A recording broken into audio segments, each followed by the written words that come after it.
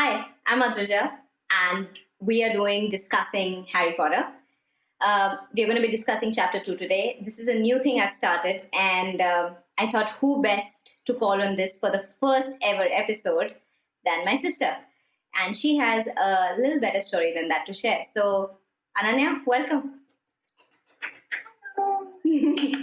I would keep pestering you basically, and then you would be like, okay, fine, come after 1 hour, I'll tell you. And I think something similar happened with Harry Potter as well, and then I took to it. So, And I'm so glad you that's the did. story. Yeah. That's why I'm here. No, it's also interesting for me that this is probably the first and the only time when we've actually read the book together. Because every other time in the past, I think we've both read it at different times in our lives. So I think this is super interesting, even because of that reason. True. But technically, even now, it's you who's reading it first, and I then hear it. But like, it's okay. Never mind. Yeah, it's okay. Okay. So if you go into like stuff that stood out for us in this chapter, okay, so I'll take a pass at it first. For me, the one thing that stood out the most for me was the fact that this young boy, 10-year-old, lives in a cupboard under the stair, not a room, not the hall. It's literally a cupboard. And the reason I bring this up is because I don't think I ever realized, or this fact never had that much of an impact on me as it did this time. I felt really sad for him, and I realized the cruelty involved in that decision by the Dursleys.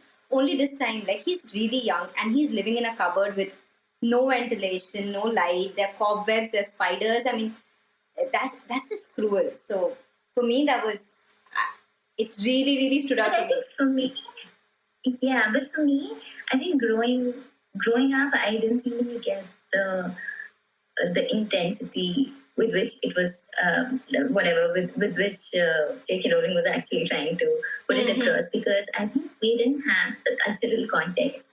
I didn't understand what is cupboard.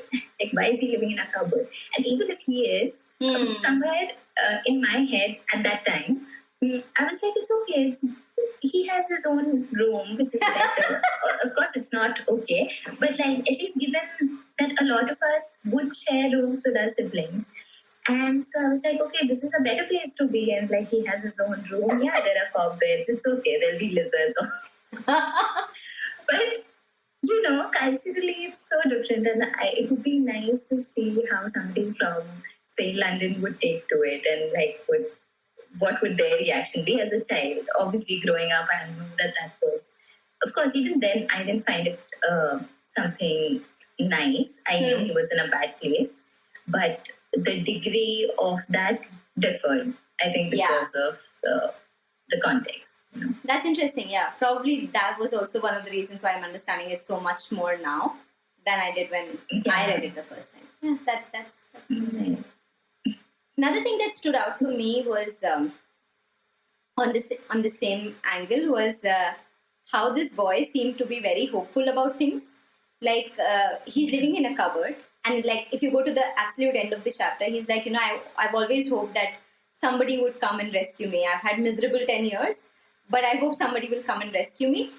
And for me, that was like he has absolutely no reason to feel that way, or I don't know, maybe it's just a coping mechanism, but it just it's so nice and positive to see this child for whom nothing is going ideally, or nothing is going in his or for him in this entire chapter. And at the end, he's just like, no, I've always felt somebody will come and rescue me. And he knows he has no relatives, and he has no friends, and he has no family other than the Dursleys. And that was like, But he's also just being a child in that understanding, like that somebody will rescue me. He's only 11-year-old at the end of it. yeah. So he's also just being his age somewhere. But That's true. He definitely has a lot of understanding and a lot of, like they've really built that really well. And I don't know, somehow it came through in this chapter that he's really understanding of others. Actually, yeah, like if you think to the part where he goes to the zoo, right, and he's seeing the snake in the enclosure, and the first thought he's thinking of is he's feeling really sad for the snake. and he's immediately comparing the snake's life to his own life, and he's like, oh, actually I have it better. At least I can roam around the whole house. This guy can just stay in his enclosure. He's almost comparing the enclosure to his own cupboard, and he's saying, at least I have the right to go outside. And that is, you're right, that is so powerful, because he has nothing going for him, to be honest. But in that moment, he's actually seeing himself as more privileged and saying, oh no, actually Yeah. you have less privilege, and I'm feeling sad Yeah. for you. Yeah. I think that is the only incident where this is the first time he's actually talking to someone. Otherwise, it's always been like he's being screamed at, or he's trying to run away from Dudley. But this is the first time he's actually having a conversation, a real conversation with a snake. So But true. and it's really nice, and I think that's why I was really I really liked that whole zoo bit, because and especially the part where he goes away, the snake goes away after the glass shatters, and then he goes away. And it is, I feel really bad in that moment, because the snake just says, okay, thanks, and Brazil, here I come. Which is nice, because he's doing his own thing. But then he's talking to him, and I felt so bad. And I was like, okay, why can't you just say bye? Or just give a hug? Or do something, say something. Like, he was speaking to you. And, so I think, because I think that's the first time he's had a heart-to-heart. No, not even a heart-to-heart, just a normal conversation. So That's so true. Yeah. And I think this theme almost stays throughout the series, wherein I don't think we ever get an emotional or a very involved goodbye across. Like, I think most characters. Right. I think it's also coming from this whole idea of Bollywood, where we have a lot of, Ja Simran, Jilia plays Zindagi type of a Imagine the snake doing that. Yeah. And then dupatta is flying in the train. So we're so used to it that we're like, okay, like show some emotions. Drama. Give us some more drama. This is too bland. Yeah, we want more drama. Yeah, probably it's But just no, an it's Indian thing. well done, definitely well done. But yeah, you feel bad for the character, because he's just going away in the first time. Yeah, that's true. So yeah, and I think that's also the first time where, like, up until now, they talk about strange things happening to him, and people in cloaks, and he's saying that, but you don't really see something more powerful happening with him. So there's no hope that something big is going to happen. But after this, you're like, okay, like he doesn't know about the magic yet, but there's something In him. powerful in him, which might take him away from this whole situation. So you really feel hopeful for the character, and you're thinking, okay, let's what happens next? Hopefully he gets out of this process. It's really nice. That's interesting. Don't do it. Yeah, that's interesting that when they're coming out of the zoo, it's actually they're coming out with, or at least the reader is coming out with hope. But when you're going into the zoo, you go in with such a dark thing in your mind, which is when this guy says he's actually excited about going to the zoo, despite the fact that he's going with Dudley and Pierce, who he obviously doesn't like, because the only 3 places that he has been to are his cupboard, his school, and Mrs. Fig's house. And this boy is 10 years old. These are literally the 3 places he's been to, and that is, and that's the complete opposite of hope, if there was a definition for it. And they go in with that, and they come out, like you mentioned, like with a lot of hope. And I think that's a great, that's a great trajectory even within this entire. That's interesting. I think that even like the last line. Do you have the book with you? The last paragraph of the second chapter. Okay.